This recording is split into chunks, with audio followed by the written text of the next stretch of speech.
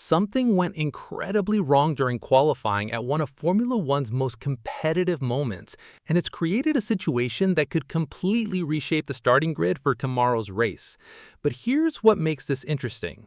The person at the center of it all didn't even know what was happening when it occurred.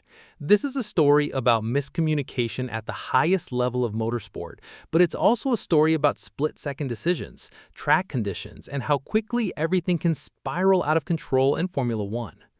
On Saturday at the Hungaroring, Lewis Hamilton's afternoon took an unexpected turn when the FIA stewards officially summoned him following a controversial incident in Q3 qualifying.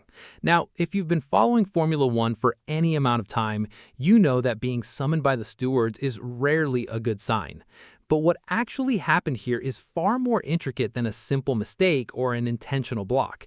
It's a breakdown in communication, timing, and split-second positioning that might have enormous consequences for one of the sport's greatest drivers, someone who's already won 7 world championships and knows the rulebook inside and out. Let's rewind and really understand what made this moment matter and why it's become such a massive talking point. Heading into the final qualifying session at Hungary, the track conditions were particularly tricky and unpredictable. Throughout the day, the temperature had shifted multiple times, track grip was inconsistent as rubber was laid down gradually, and every single team was gaming the system, trying to figure out the optimal moment to push for pole position. This is where Formula One's strategy becomes this incredibly complex chess match. Teams have to nail the timing, the tire preparation, the fuel loads, and the track evolution predictions all at the same time. Oscar Piastri, the young McLaren driver, was positioned 5th after his first Q3 run. That's not terrible, but for a team with McLaren's pace and ambitions, it's definitely not good enough. Piastri knew his second attempt, his second hot lap, to make a real move up the grid and position himself for a competitive race tomorrow. The psychological pressure here matters. This is Formula One qualifying, the most important 36 minutes of the weekend where your starting position can determine whether you're fighting for a podium or fighting just to score points. Piastri needed that lap. He really needed it. Here's where the timing becomes critical. As Piastri prepared for his final push toward the finish line, something highly unusual happened.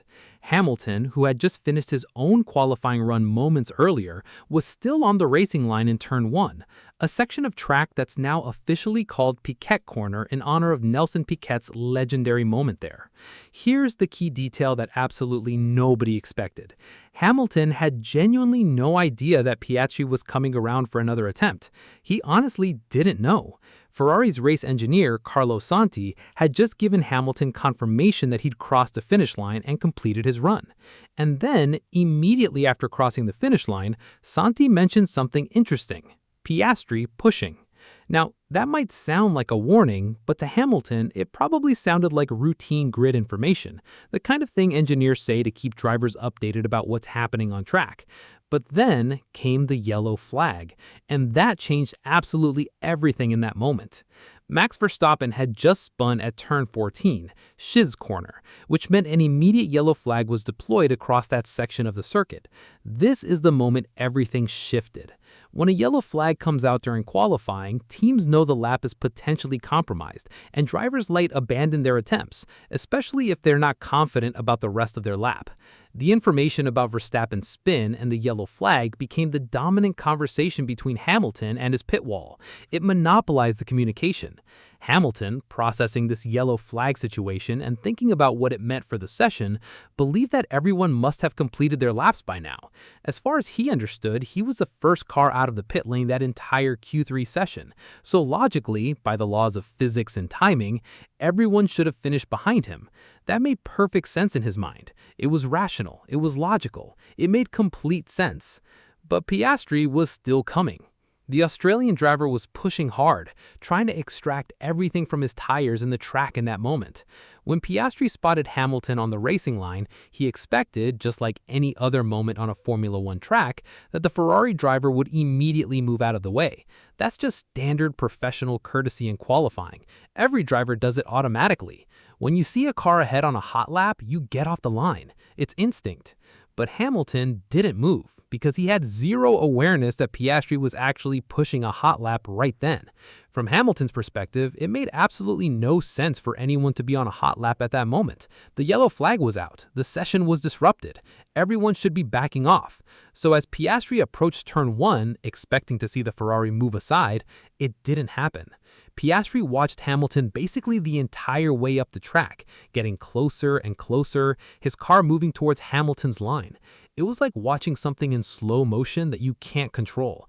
And then he nearly collided with him. That's how close it actually got. You can hear Piastri's frustration on the radio immediately after it happened. He wasn't holding back. He was clearly annoyed, clearly frustrated, clearly angry about the situation. He even made a gesture on the approach to turn 2, which is now ironically named Hamilton Corner, a detail that probably added some tension to the moment and created some awkwardness, showing his displeasure to the Ferrari driver. After the session ended and he had time to think about it, Piastri's assessment was remarkably direct and honest. It was pretty bad. Are not the words someone uses when describing a minor misunderstanding or a small issue. That's someone expressing genuine frustration about a significant problem. Here's what makes the situation genuinely unique in modern Formula One investigation territory. Hamilton's explanation was completely genuine. He wasn't being evasive or making up elaborate excuses. He explained with clarity that he was told literally when Piastri was already at the apex behind him, meaning the information came too late for him to react. There was genuinely a communication lag, a delay that left him completely unaware of the situation developing. The Ferrari strategists and engineers believed everyone had finished their hot laps. The yellow flag had captured everyone's attention.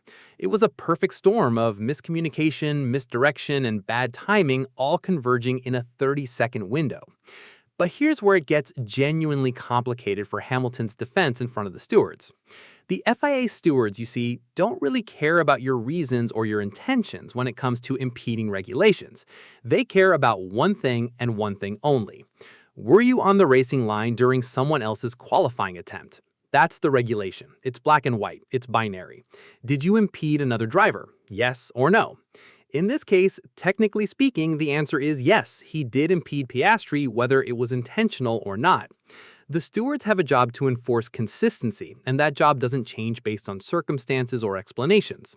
Now, what does this actually mean for Hamilton's race weekend? Let's talk about the potential penalties, because this is where it gets serious.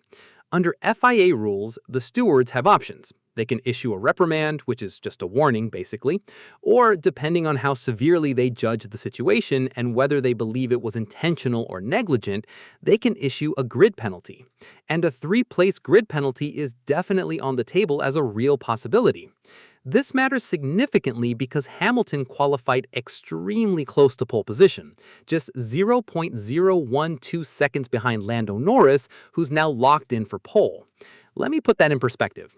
0.012 seconds is absolutely minuscule. That's basically at the margin of error for modern F1 telemetry. It means Hamilton was pushing at the absolute limit, executing near perfectly, and still came up just barely short.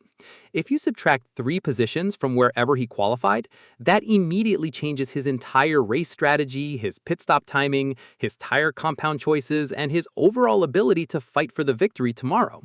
A 3-place penalty could drop him from a front row start down several positions on the grid. But here's an interesting wrinkle that not everyone realizes.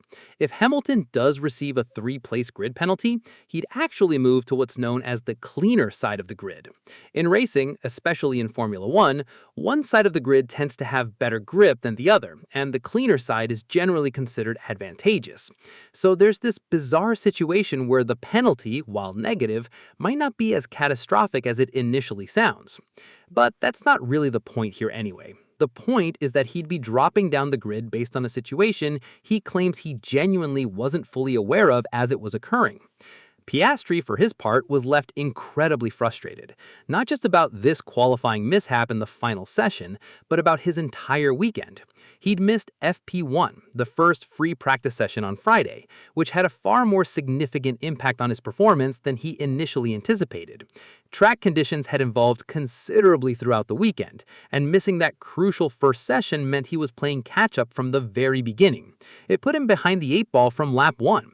He eventually qualified 5th, which isn't a terrible position, but it's definitely not where McLaren wanted to be given the team's demonstrated competitive pace. There's a frustration there that goes beyond just this one incident. It's about accumulation. The missed session, the challenging conditions, the qualifying strategy not quite working out, and then this incident that potentially cost him a better position.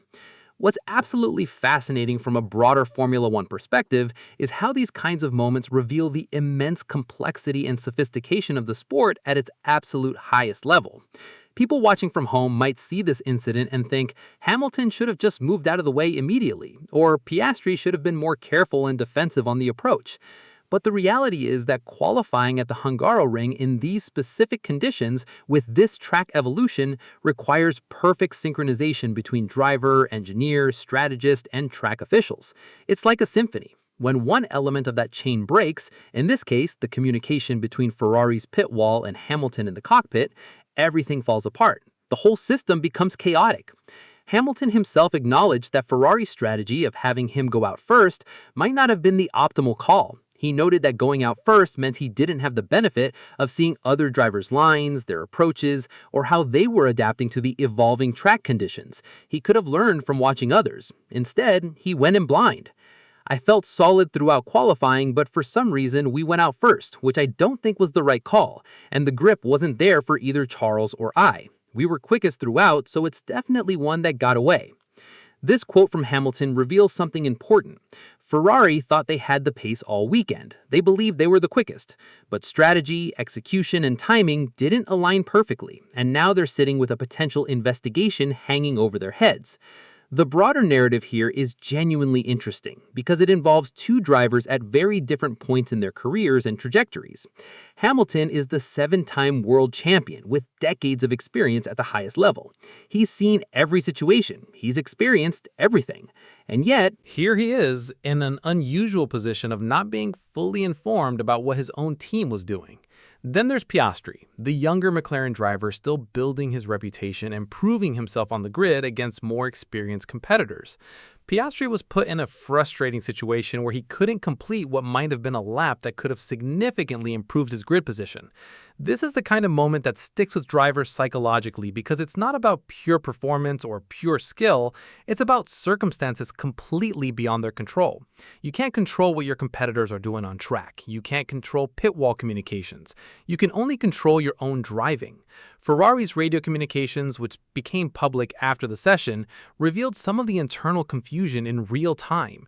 After Hamilton crossed the finish line to complete his own hot lap, his engineer mentions Piastri pushing, which sounds like it should have been an immediate warning bell, but immediately after that came yellow flag, referring to Verstappen's incident at Sis corner.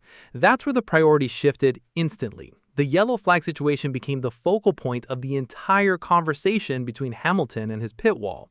The information about Piastri's incoming lap got lost in the shuffle of more urgent information competing for attention. It's understandable from a human perspective how it happened, but it doesn't change the regulation.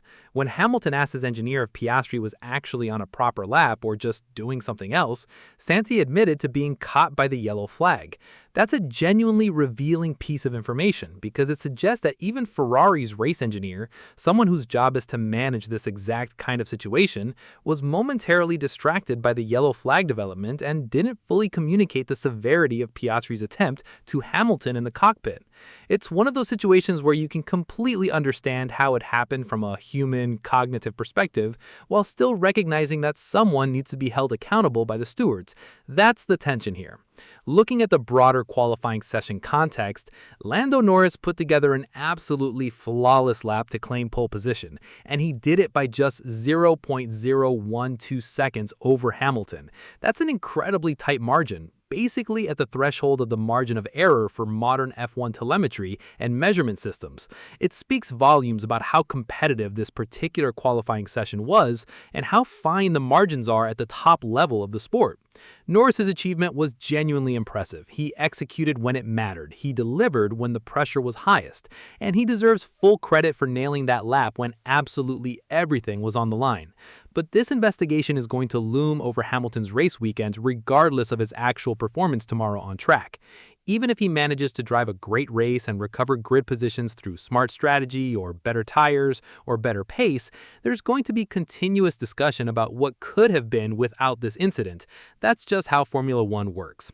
The steward's decision on this matter will likely be one of the most talked about aspects of the entire 2026 Hungarian Grand Prix weekend, potentially overshadowing some of the actual on-track action, depending on how severe the penalty ends up being. It might even become the defining moment of the weekend. The timing of this incident is also notable because it comes at a critical point in the season where every single position matters tremendously. McLaren has been incredibly competitive this season, and Piastri's fifth-place qualifying position represents either an opportunity to still score significant points tomorrow or a frustration about unrealized potential. For Hamilton and Ferrari, this investigation adds another complex layer to what's already been a challenging weekend in terms of overall strategy execution and car pace compared to competitors. What we're really looking at here is a situation where intent becomes almost irrelevant because the regulations are specifically designed to prevent exactly this kind of scenario, regardless of why it happened or whether it was intentional. The FIA stewards have an explicit responsibility to enforce consistency and fairness across all teams and all drivers. If they don't penalize situations like this, where a driver is impeded on track during qualifying, it opens the door to teams potentially using similar tactics intentionally in future races, which would undermine the integrity of the entire qualifying format. So even though Hamilton's explanation is completely reasonable and understandable, the stewards likely still need to issue some form of penalty just to maintain the integrity and consistency of the sporting rules. It's not personal, it's institutional. The investigation process itself is designed to be transparent in Formula One.